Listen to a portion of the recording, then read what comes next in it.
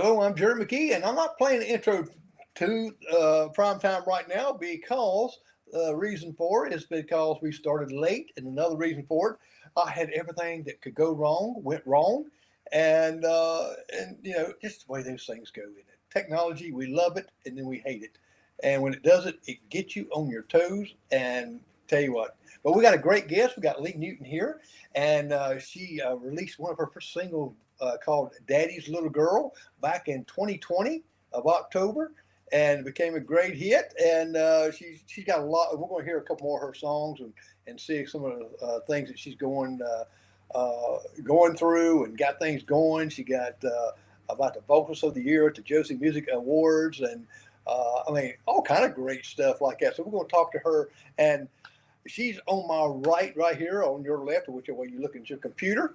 And Lee, how are you doing? I'm doing great, Jerry. We've had just a fun time even before the interview started. They should have saw us going back and forth earlier. That's But really, it kind of reminds you of that old commercial, when the cell phones just came out and the analyst said, "Can you hear me now?" can you hear me? Can you hear That's me? it. If I And, hold my hand up this way and turn this way, you'll be able to hear me. and you froze. But we got Just it now. working. I'm glad to be here. Yes, yes. And I'm glad to have you on here. And, tell me a little bit about how did you get into really singing, into music? Uh, I know that you can tell a little bit about your dad being a cab driver, and I Yeah. was and people don't realize small towns used to have cab drivers, but You don't gosh, hear that much anymore. The little small towns, having the cab driver. But my dad, yeah, my dad was a cab driver. He passed away when I was 11, oh, but he and still is. I'm a daddy's little girl, and that was the first song, like you said, that I had wrote. It was actually the first one I ever wrote and released ever. But I knew it had to be a song about my dad, and because he was so he's one of the most influential people in my lives. Just because when I was a little girl, he always, well, for one, he named me Brenda Lee, which that right there says a lot, because it does. he loved Brenda Lee, and he wanted me to sing just like her. And so when I was a little girl, he played a guitar, and I would go and ride around with him at the cab stand, because that's how I got to see my daddy, especially during the summer.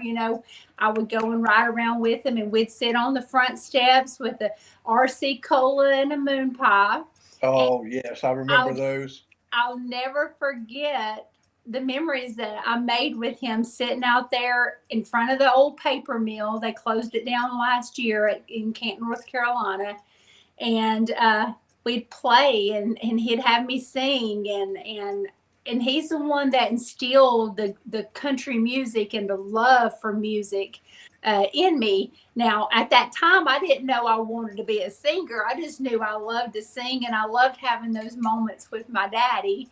But Um, there were special moments there because you get to ride around, and you grew up in Canton, yeah, North Carolina, and I know exactly where that's at. I've spent about a year or so there in Swananoa and that area, yes, and in Hickory. Grew up about 30 years there. So I've been to Canton quite a few times, and you take small towns like these.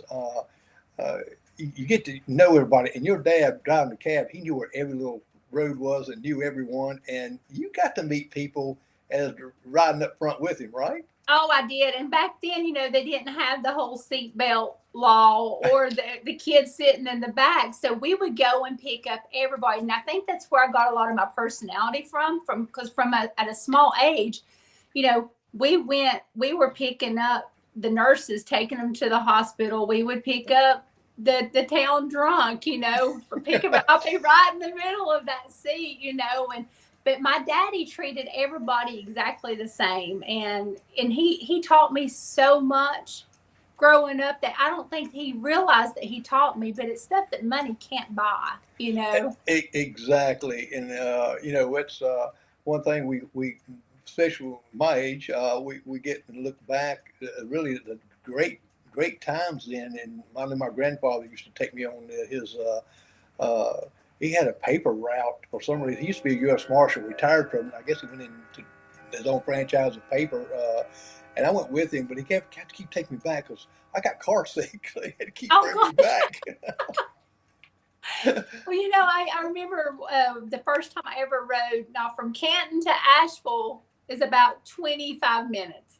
And at that time, I had only rode around in Canton, with him. And I'll never forget, I rode with him to pick up a nurse over at St. Joseph Hospital. I think it's Mission now. But he stopped and got me my first little hamburger that was from Burger King. I'll never forget it. Oh, wow. But I got car sick on the way over there. I'll never forget getting car sick. But that was the time. And, but yeah, I rode around with him, and just my love for music just grew. My mom had me in church from very young. I mean, literally as much as I could talk, I was in church, and she's the one that would push me up to sing in church. And that love just kept on growing. And also, I mean, like growing up, I started listening. My first cassette was Patsy Cline, which I drove my mama absolutely crazy. I had those little pair of Walkman earphones, and I remember the Walkmans. My mom had never had her license, so we walked everywhere. And then my daddy was a cab driver, but he never really got to take us anywhere because he didn't have a car of his own. We grew up really hard, but if my daddy took us anywhere, he had to pay a cab bill, and we barely made it from week to week, even not even know if we'd even have enough food in the refrigerator, and but I remember walking around with those little headphones on, singing Patsy Cline to the top of my lungs, and and then of course it went into the Judds, and then Lori Morgan. Now when I saw Lori Morgan, when I was like, this is what I want to be. I want to be a singer like her, because I remember her being up on stage, watching her on TV. And she'd always Lori Morgan is great. And I love some of the Take On Take with the Beach Boys. That's one of my favorite songs of hers. Yes, the Don't Worry Baby. Yes, I just love that song. Yes, and it was a very full circle moment that I had last year. My dad died when I was 11. I kind of turned away from music a little bit because it kind of just hurt being around music and picking up the guitar, because he's the one that taught me how to play guitar. But eventually, when I got to high school, I was 14 years old, and my chorus teacher, I wasn't the cheerleader, and I wasn't popular, and I wasn't smart, in school. And so I went in, I joined chorus, and my chorus teacher sing a solo at the country concert they had. And I sang a Lori Morgan song for the first time on stage. Wow. I have a video of that too. And so she was the very first artist I actually got to sing on stage at my high school when I was 14 years old.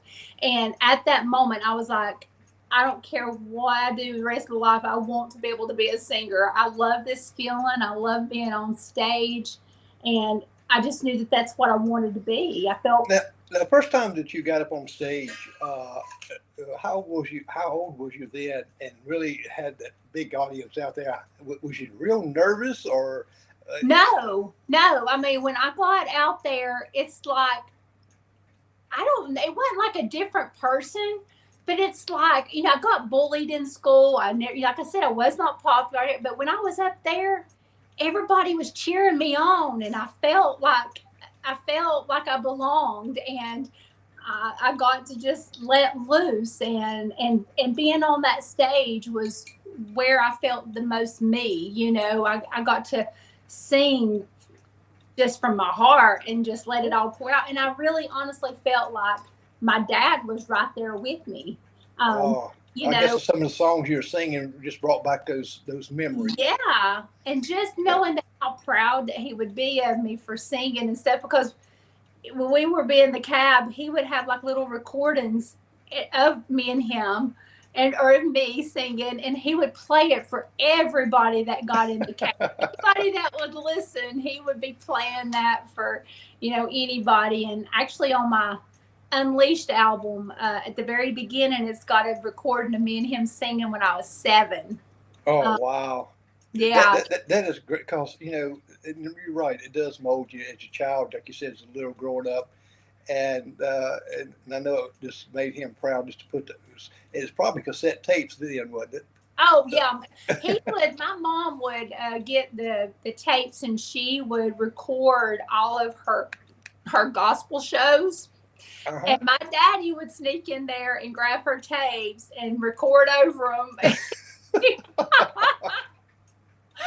So, But I so, wish so he I thought, had a lot of them. I've only got 2 of them. I did get them moved over into like a disc, and that's what I have used. I used on my gospel album a little clip of my daddy singing "I Saw the Light," and oh, that was at the very beginning, bringing in my gospel album. And I actually got to do "I Saw the Light" with Rhonda Vincent, which was super amazing, and along with so many amazing other artists on my gospel album as well. So well, when uh, you said your dad played the guitar, correct? yes, And yes. and, and so now, how many types of instruments do you play? Because I noticed I see you sitting behind the piano and also, But of course, the guitar. well, I'll tell you, I'd love to be able to play the piano like amazing, but I don't. My dream is to play a piano like that, but I played drums before in my past. In my past younger band, I would get back there and play like 4 songs on drums, and our drummer would come out and play harmonica. I enjoyed doing that. That was fun. And I play guitar. I played a lot of the percussion type stuff like the congas, and I love my tambourine. But I just love music. Now, I when some of your creative, and just listen to some of your music, I know it brings back stories back when you was little and stuff, and thinking. I know just by reading some of your bio and some things that uh, you had a lot of alone time, and being alone gave you a great imagination and how you become a dreamer like you are now, and those dreams coming true.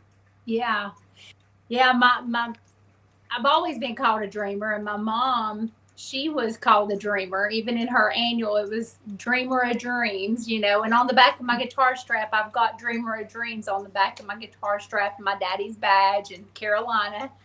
And but yeah, I mean, between my mom and dad, you know, they gave me the biggest gift of all. They give me the gift, 2 gifts, 3 gifts. I mean, they give me the gift of knowing Jesus and knowing the Mhm. love that He has given to me, and that He'll always be here for me. They give me the gift of music that literally I can turn on any kind of music, and I get consoled, or I'm happy, I can turn on a happy song, or if I'm sad, I can turn on a sad song. I mean, so the gift of music is just so beautiful. Well, it uh, touches your soul, doesn't it? it really does. And and I know and that what looking on your Facebook page and looking at some of your videos there and some of the songs that you pantomime right there and, or singing with, either in your kitchen or something like that. I think that's pretty neat. and I did the one earlier. I did the one because I'm opening for Gene Watson on this Friday, actually. And I was like, oh, I've got my matches. I want to do a really cool one with the memories to burn. So I was like in there striking my match. But I just like to have fun. That's you What you gotta enjoy what you do, and I do. I love getting to sing. I love getting to perform. I love getting to write music. I love getting to meet everybody. I've met a lot of amazing friends out there, because I don't call them fans. I feel like that puts somebody beneath me, and I've just never liked that word.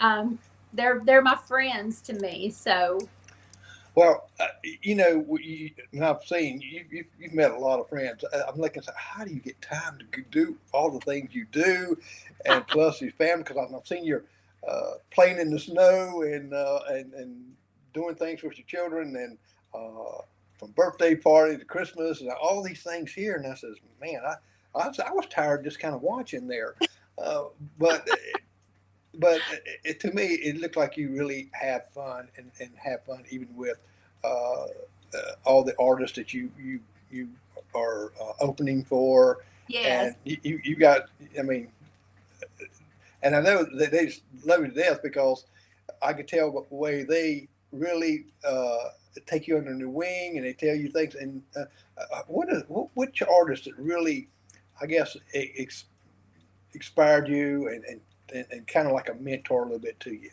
I'll tell you the biggest one, and it's hard to even talk about because I almost tear up, but there's two.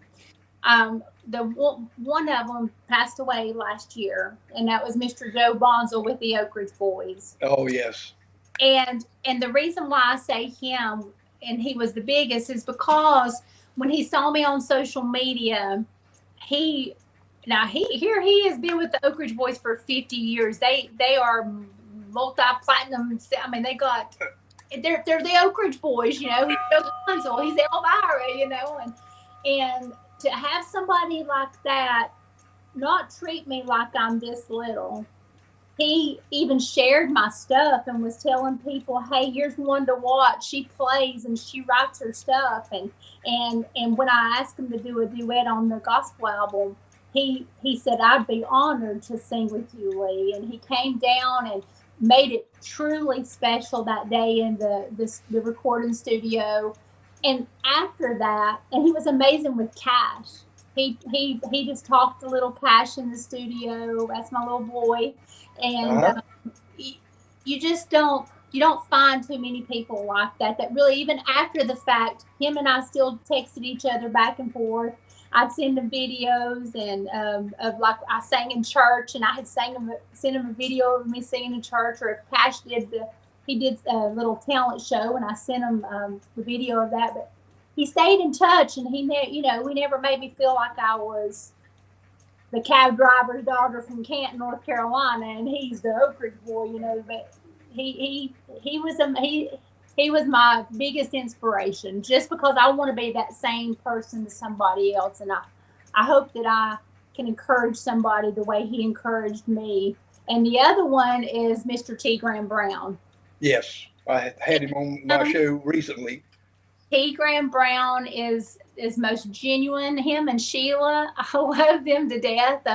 I met them a few years back when I first started getting more out there, as far as like doing shows with my own music and all that. This been a few years ago, and he got me up and sang with them.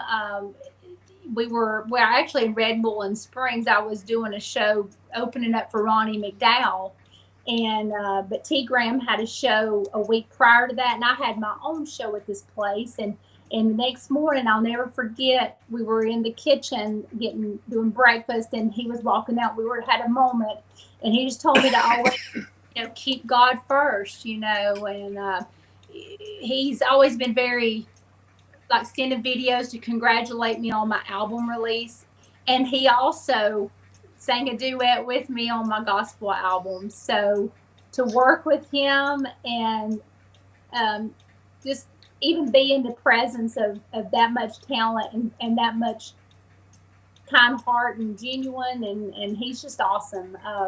Well, He and that's what really gives you encouragement, and that's why I love having you on here too to have show others in our community here that you know you wasn't born with the silver spoon in your mouth, a gold spoon in your mouth, no. and I how was despite the girl. I was the girl that literally had to. I remember going to the refrigerator and literally there was nothing to eat, and I was pouring ketchup in my mouth because we didn't have nothing to eat. Our power was getting turned off all the time. My mom was a recovering alcoholic. So she went through a big part of depression, And I went through that with her being a child, and my dad was always gone. So I kind of fended for myself a lot. So yeah, no, I was not born with a silver spoon in my mouth, but I was born with great parents that did the best that they could with what they had. And I think they did pretty good with me. I think that that builds characters, into whether it doesn't make a difference what material you have. It's how that you bring your life to others, and I think that's one of the great things about. We can go back and look on our childhood. We didn't have a lot of stuff growing up either, and it just kind of it makes a big difference how you look at life now. Yeah. And in the Oak Ridge Boys, I had William Golden, which will show his picture of you and him, and Richard Sturban, and I got to learn how they got Elvira, where the song came from. And hold on a second, I think I got someone calling in. Call from Donna. Hey Donna, can you hear me? Hold on a second. Hey Donna, this is Jerry McKee with Primetime. Hello? Hi Donna. Yes, we can hear you. Got Lee Newton here and also myself. Go ahead and speak.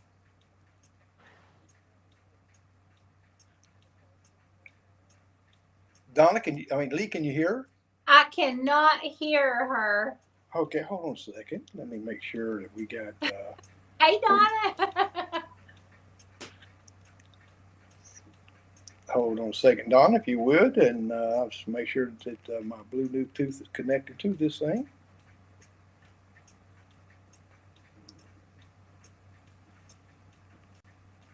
Okay. Try it now, Donna. Can you hear Lee? Hold on a second. So you can hear me. Can you hear? Yeah, and I can't hear Donna. My goodness. Diana. Diana. I bet you that is Miss Diana Taylor.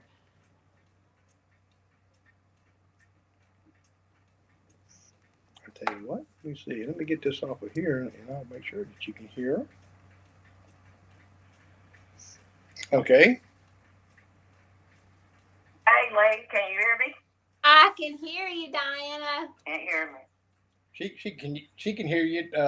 Can you hear her? Can you hear me, Diana?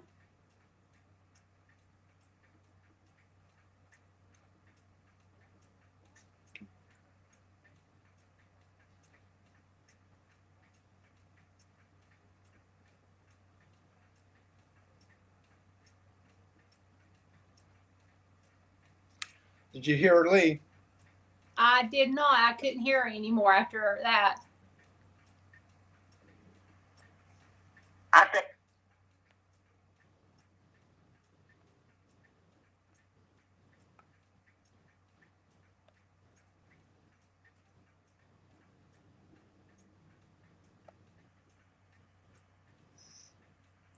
She wants to know, Lee, if you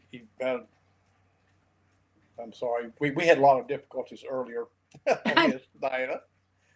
And That's okay. There, I can hear her now. I can hear her now. She said she can hear you now. Go ahead and ask her again.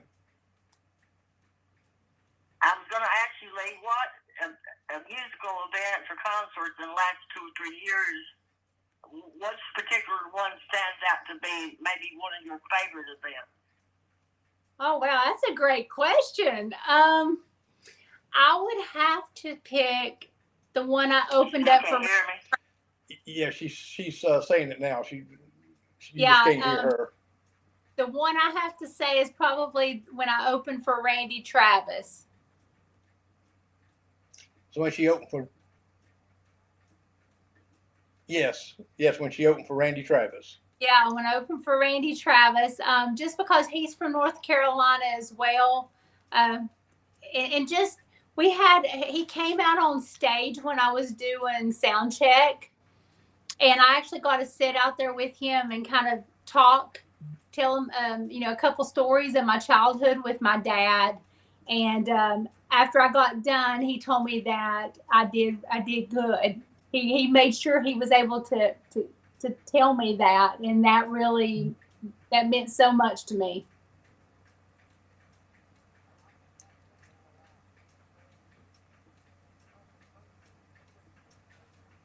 I can't hear her now.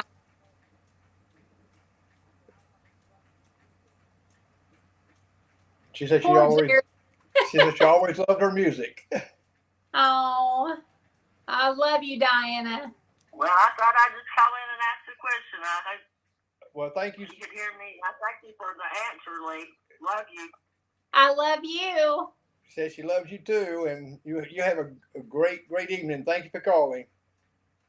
Okay, bye-bye. Bye.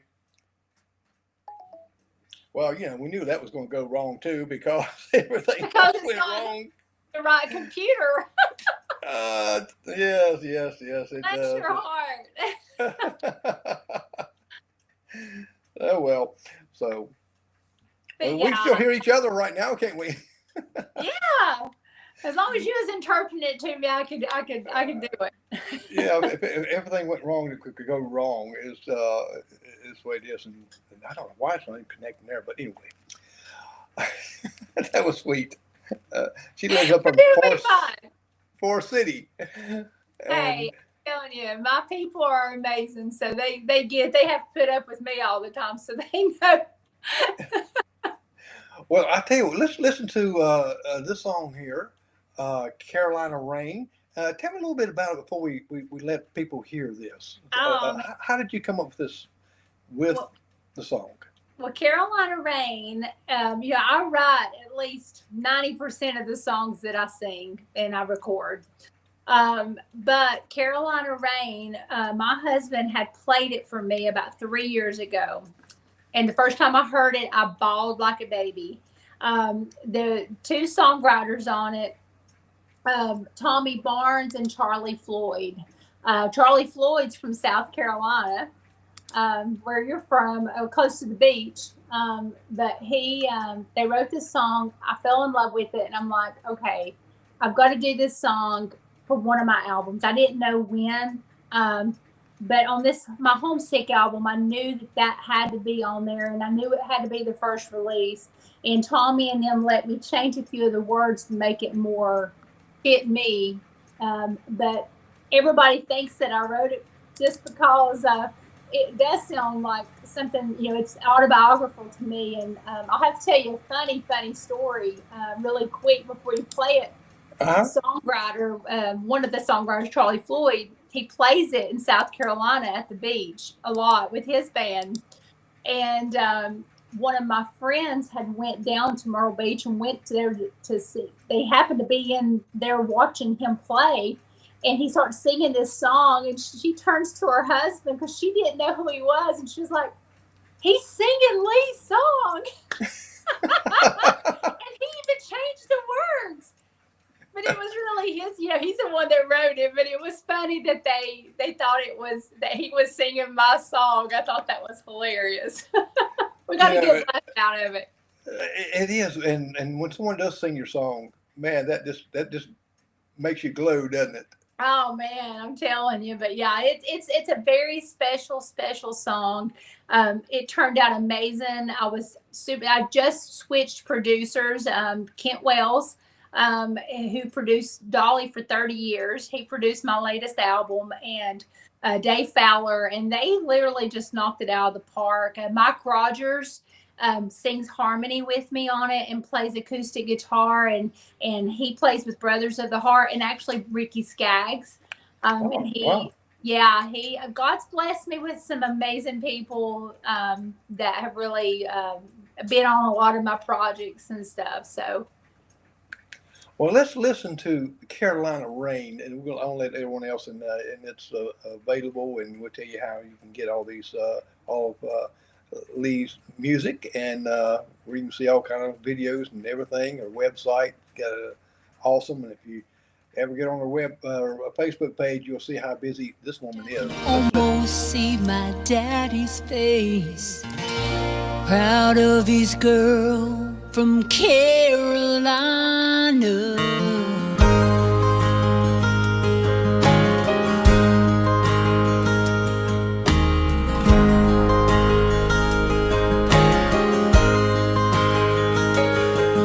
I can smell my grandma's cooking at least a country mile away,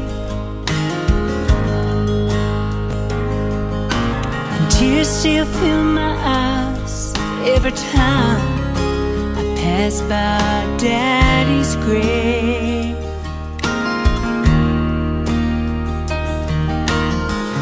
Lord, it's good to be back home.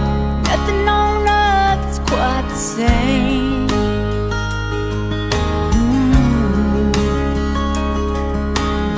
Driving down these old familiar roads in the Carolina rain.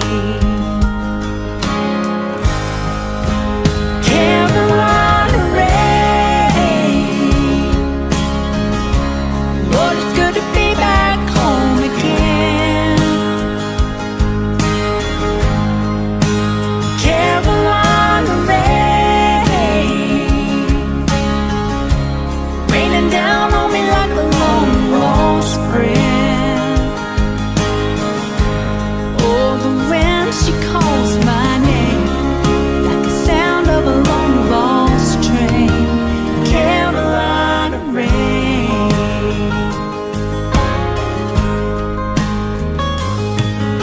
As I pass by that East Tobacco Road where my granddad used to cry,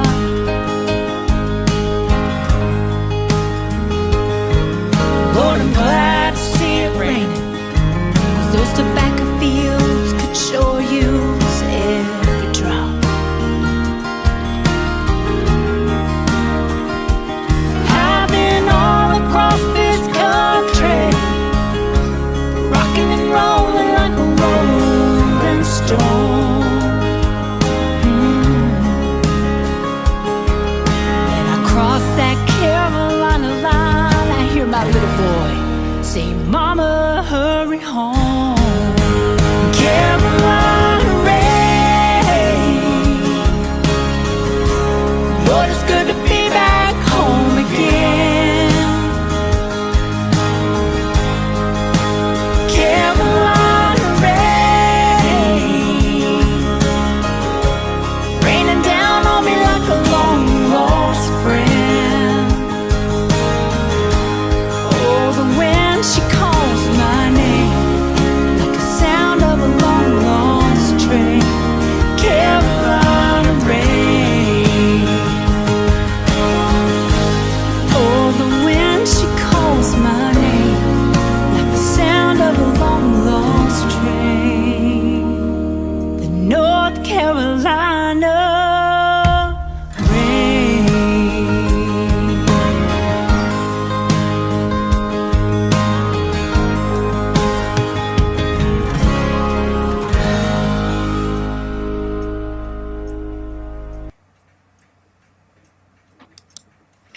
Well, I assumed that was Cash running out there too. That was little Cash Man running out. And my wonderful hubby. Well, I tell you, that was I love the song. It's because we have a lot of rain in our Carolinas here, and not much snow. Well, a lot of people got mad here because they built up the big snow and stuff, and Oh, I know. We didn't get much snow. we got a little ice. That was it. I'll tell you, I was Carolina Rain last January 1st, because it was the first single off of the new album, which the album released in July. And I swear, as soon as I released Carolina Rain, it's like we got so much rain, and I don't think it ever stopped. I mean, up until it, and then when we were gone, during the summer we took the bus, the Super Chief. We went across and took Cash, and we went to the Grand Canyon and Memphis and all the way to the coast of California. And they said that here it didn't rain any while I was gone, but it's kind of like a running joke. As soon as I come back, it started raining again. So, You brought the rain back with you. yeah, yeah. So Now you played in a couple of cover bands through the years, and what impresses me here too, and this is one of my favorite groups, that you performed with the three original members of Leonard Skinner. yes, that was amazing. Those are memories I will hang on to and cherish for the rest of my life.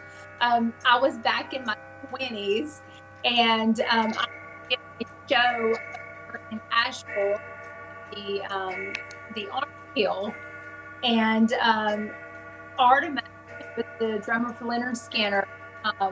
He ended up doing a show. He's the one that closed it out, and I met him that night.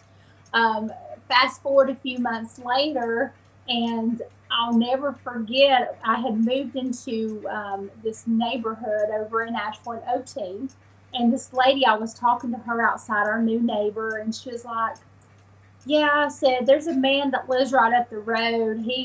His name's Artemis or something. He played drums or something like that. And I'm like, Artemis, really?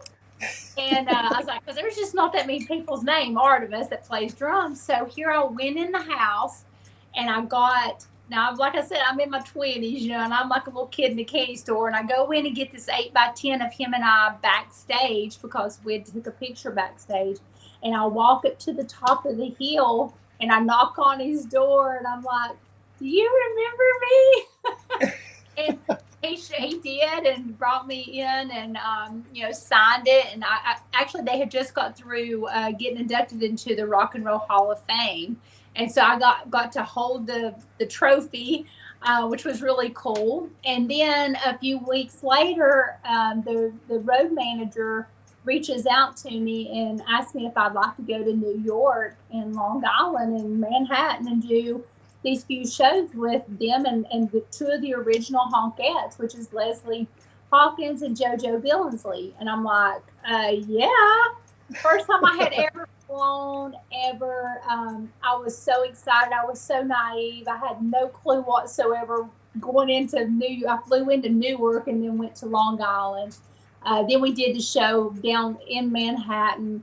And then I flew back 2 weeks later and did the show at the Patchogue Theater. And I got to hang out with Leslie and JoJo. And JoJo, her and I really clicked. She kind of took me under her wing and was just, I have so many amazing stories that all of them told me, but especially JoJo. I just loved her so much. She passed away not long after that. Oh. Yeah, so I will cherish those memories and pictures and everything, because back then we didn't have the cell phones that took all the cool pictures and videos, and I just didn't get as many videos and pictures that I would have loved to. But what I do have, I cherish it. It's so awesome. Yeah, I look at a lot of your pictures, and I see, you're just having the time of your life there. God's blessed you very well with your family and all the things that sometimes I think when God hits at our lowest points, He picks us up to the highest, don't He? He sure does. And sometimes when you think your world's being completely broke apart and torn apart, it's just God getting you back on the right track and rebuilding something beautiful for you. Yeah, just like the record you produced there, The Strength of a Woman. Right, that's exactly where it came from. Strength of a Woman is a song that I wrote at one of the lowest parts of my life, where I felt, I had come from an abusive marriage, and I had my little boy, and I basically had nothing. I had ran from everything, didn't have nothing. And that song, God gave me that song, and it was I had it wrote within a few hours. I wrote it from a healing point of myself, just what I was going through, and but I started seeing once I got it recorded. It was on my first EP album. First time I ever went to Nashville and recorded. and God blessed me with a way to be able to record it. And I started getting it out there, and I started getting all these stories from all these women and even men, how that Wow. song had really touched them. And, fast forward, almost 4 years later, and now it has blown up all over social media. There's been over 50,000 videos made using that song, people using that Wow. to tell their story. And they use it, people that's went through cancer or went through depression or went through bullying or weight loss, or I've had so many stories, and one story in particular, she is such an inspiration to me. But Kim Steele, she is a double amputee. She lost both her arms and her legs from sepsis. Wow. Her husband left her there. Her high school sweetheart left her because she was getting ready to die. They didn't know if she was going to live it or not. And she did. She lived. She used my song, and that's how I found her. I see that she used it, and we ended up connecting. But she's from Georgia. She went and she used the video, and the video shows what she went through, which is horrendous. But then it shows this fighter.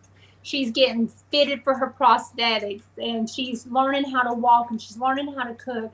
And next thing you know, she's jumping out of airplanes, and she's scuba diving in Mexico, and she's flying a plane, and she's Wow. scuba diving. I mean, like all these different things, writing a book, a runway model, and now she's an advocate and she's a speaker on sepsis awareness. And I finally got to meet her for the first time ever when I opened for Sarah Evans, and she came to the show in Georgia, and she is just, that's why I do what I do. God's got me on a mission, and I write my songs and I tell my testimony, and I meet so many amazing people. And, yes, I believe in going to church, but I believe in, there's people outside of the church that need to hear certain messages that maybe they wouldn't hear if I wasn't doing what I'm doing, And so I feel like God has me on the right path, and I just keep being obedient to him, and he keeps making so many amazing things happen. Well, now, when you first rode that plane, you didn't think about jumping out of that plane, did you? No. Well, I've jumped out of 10,000 feet before, so it's a thrill. I was singing Jesus Loves Me, holding on to this little girl's hand. She held my hand for the first time. I thought, oh my Lord. All I could hear was Free Bird playing in my head when I was doing that, Lord. But no, Strength of a Woman, it is one of my biggest songs that I'm so proud of. Because like I said, I was just a writer. God gave me the words. And Well, with just looking at your talent and looking how far that you've come along, I know you had in there talk about your daddy's told you always to dream big, and he believed in you and encouraged you. And one of the things I say to myself, never be afraid to ask and go after what you want, because the only thing they can tell you is no. And yeah. Well, you know what I say when they say no? Not now. No means not now. It's not exactly. the right time. Don't mean I'm not gonna call you back. Some of these people probably like, dear Lord, Lee, you just never stop. But hey, that's one thing I told Joe when I reached out to Joe Bonzel to record with me. That was something I told him. I'm like, my daddy always told me, you're never going to get anything if you don't ask. What's the worst they can do is say no. And, exactly. And he came back and said yes, and I have gotten a lot of yeses. I've gotten a lot of no's. I've gotten a lot of people telling me that I was a dreamer and that I would never amount to anything, and that, oh, well, you're just from a small town. You're a cab driver's daughter. You're from the wrong side of town. You ain't never going to amount to nothing. But I mean, God had a bigger plan, and exactly. He does that. It's like when I first was doing some podcasts and doing some videos and interviewing. I said, I want to interview Loretta Lynn. And they thought, you're crazy. You're not going to be able to do that. Well, I got to interview her on her bus. And Gosh. yeah, and she was just as sweet as can be, and was telling me about some things that she didn't like about being famous is that she can't go into stores anymore. They got to bring her food to the bus because she got to eat in peace. And I went to leave, and she gave me a hug and give a little kiss on her cheek like that. She said, "Wait a minute, this is not the way we do it." She kissed me right in the mouth. Oh my God. Love Loretta. You know, I So mean, when I was growing up, that was another, you know, I told you about my Patsy Cline tape. Well, Coal Miner's Daughter played nonstop in the house. Like, I love that movie. I could recite every single word. And that was a huge thing. When I got my husband, and he even mentioned it first, because I was like, you know, I always made everybody watch Coal Miner's Daughter with me. And if they wouldn't watch Coal Miner's Daughter with me, then that was one check off of the list. That was like, but he even watched it and he knew all the words too. So that's when I knew he was a keeper. now, if you hear all these clocks in the back, I like clocks, and I've got them all around me. You got pretty sounding clocks. Well, we're going to show some pictures, and we'll talk about these pictures here too. And one, my wife just absolutely loves that dress you have on, and I think you just recently either put that up there or it's been, I believe. But anyway, let's take a look at these pictures here. Okay. All right, and Yeah. hold on a Yes. second. Let me go back to number one here first.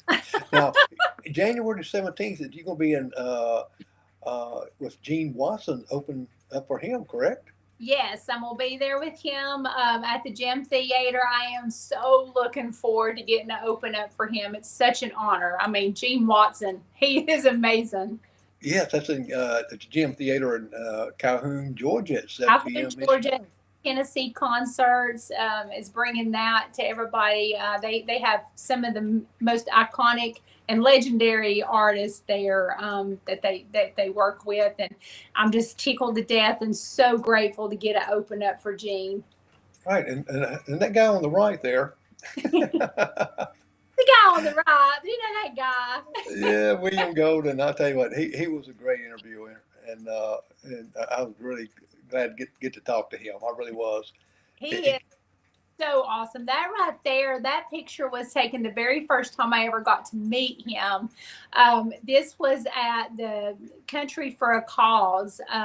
Kelly Lang and T.G. Shepherd puts that on every year.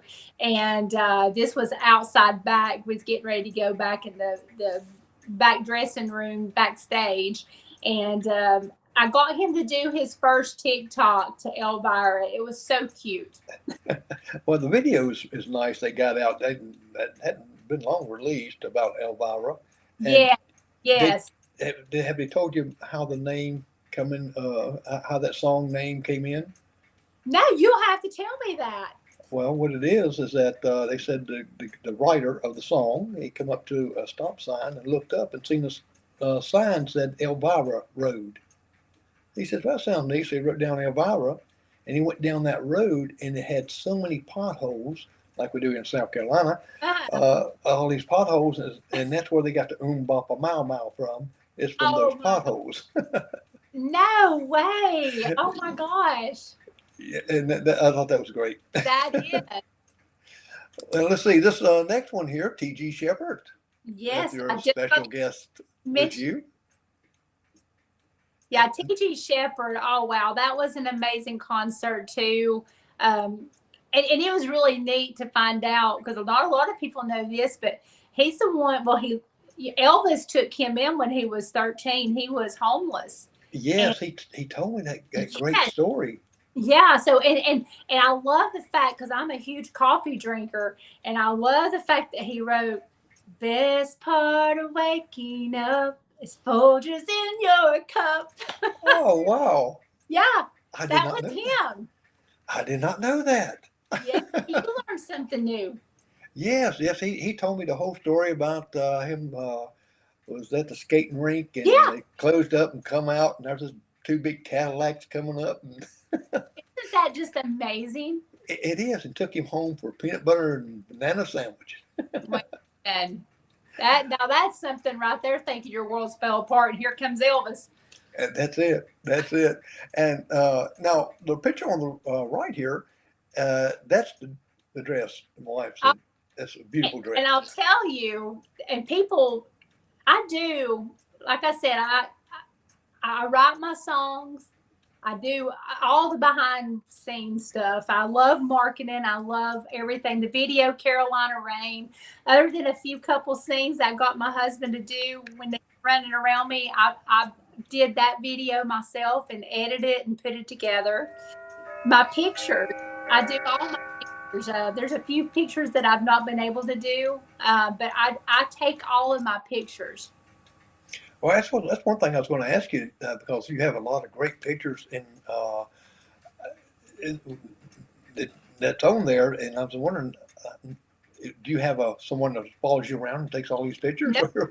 Nope, that is me. I do all of my pictures, and a lot of people, it's kind of like a funny joke because I love thrift store shopping. The only thing different is when I was little, we went to the Salvation Army or anything.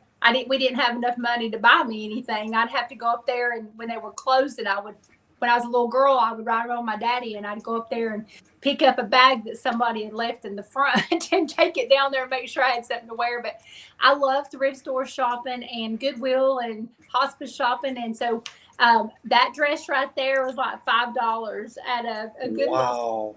Yeah. My That husband loves it. He goes with me. I love most of my dresses like that I get. I find them at these beautiful thrift stores, and I love that. I wrote some murder mysteries, and we did one at a bread and breakfast, and they had to come in character, and they never know until at the very end who really did the actual murder. And the girl that was playing, she says, I didn't get a dress. Like, she went to the Salvation Army and bought a $5 dress, and it fit her like a glove. It looked like it just come out of a showroom. It is that, and I'll tell you, and especially since you got T.G. Shepherd on the left, the jacket I ended up putting on after that show when we were doing the meet and greet. My husband, there's a thrift store here in Shelby. It's literally right across the street from Don Gibson Theater. My husband's the best at finding things like that he's like, honey, this is you. Well, he found this amazing jacket. It's black and it has the crystals on it, and it was Elvis, and it had the whole picture of Elvis and those crystals on the back. Wow. It was like a gem in the middle of whatever, but he found that, and it fit me perfect, and that's what I look for, the T.G. Shepherd concert. Wow. This next picture is that's when you got your Josie Music Award in 2024. Yeah, well, there. I have won 5 years in a row at the JMA Awards. I've won Female Vocalist of the Year. I've won, and this is every year, the EP Album of the Year, Album of the Year. And the last 2 years, I got to win Artist of the Year for Traditional Country. And the last October at the JMA Awards, which was the last 2 years have been at the Grand Ole Opry House, and I got to close out the show singing my song Carolina, which is a tribute to my daddy, my sweet daddy that's in the picture. And he was a cab driver, and it's a song that it means so much to me. But yeah, the JMAs have been super amazing, and the ISSA Awards, I'm nominated for that this year too. I've got 7 nominations for it. Won Entertainer of the Year last year, so it's been a great few years. Well, I noticed that you got the Social Impact Song of the Year, Strength of a Woman. Yeah, that was nominated. So I'm trying to think. That was back in 2021, maybe. I'm looking. Yeah, those were the nominations. So yeah, every year I've won for 5 years. I'm 5 for 5 so far. All right, and I had to put the picture. Is that you on the right? That is me. My husband tells me that I was the cutest little boy ever. And that's your dad, the cab driver. That is my daddy, and it's so crazy because he worked so hard. He worked 12 and 13, 14 hours a day, 7 days a week. I just remember a handful of times he was off. And I remember it'd be on a Sunday and we'd watch football and he'd walk me out to the little store and we'd get a butter pecan ice cream and come back and sit in front of the house and eat it. But that was actually at the Save the Town parade. That was probably about a year before he passed away. So I was about I love the hat. Yes, and what's crazy, let me tell you the story about that. So my husband, he is so thoughtful. He's always thinking of ways and special things to get me. And for my birthday last year, or the year before last, he got me a replica of my daddy's cab driver's hat, and he got me a badge that looked exactly like my daddy's badge. It says Carolina in it. Oh. And when I played at the Grand Ole Opry House, they put it on the mic stand while I sang and put it up to what my daddy's height would have been. And it was like he was there, because he always said, you're going to be on the stage of the Opry one day, and I'm going to be in the front row. And I got to sing that song, Carolina, and I got my husband and I had front row seats. And of course, with me not being on stage, the front row seat was open. So it was hard to fight back tears getting to do that. But I bet that would be hard to sing with that, but that still touches your heart. What a great story. Yeah. Now, right here, of course, is Lee Newton, Carolina Rain. That's what we've been talking about. That's what you see on the cover. And also, you had a Christmas song out this year, Christmas Moon. I did. The Carolina Rain, and I was talking about the different covers. So I do all of my graphics too for my album covers, everything. The Christmas Moon, I was so proud of it too, because it was the first Christmas song that I had recorded by myself. And it did so great. The video, it's up for a nomination at the ISSA Awards this year, which is in Atlanta. And I'm very proud of Christmas Moon. Very, very proud of it. It was such a beautiful song. It was a great song. I love listening to it. And right here is a Working Girl Blues, and that's a great picture there. I love the way the sun's coming down in a beam like that, just like it getting ready to beam you up. I know. Well, the Super Chief bus, I don't know if you know too much about the history of the Super Chief bus. Do you know any of the history of the Super Chief? No, I don't. Okay, so the Super Chief bus is Merle Haggard's old bus, and my husband's had it for 5 years. So we have Merle Haggard's old bus. It's actually getting painted now, but it's very sentimental to him for sure. And so I had to do the picture, especially since I recorded Working Girl Blues, because that is Merle's song.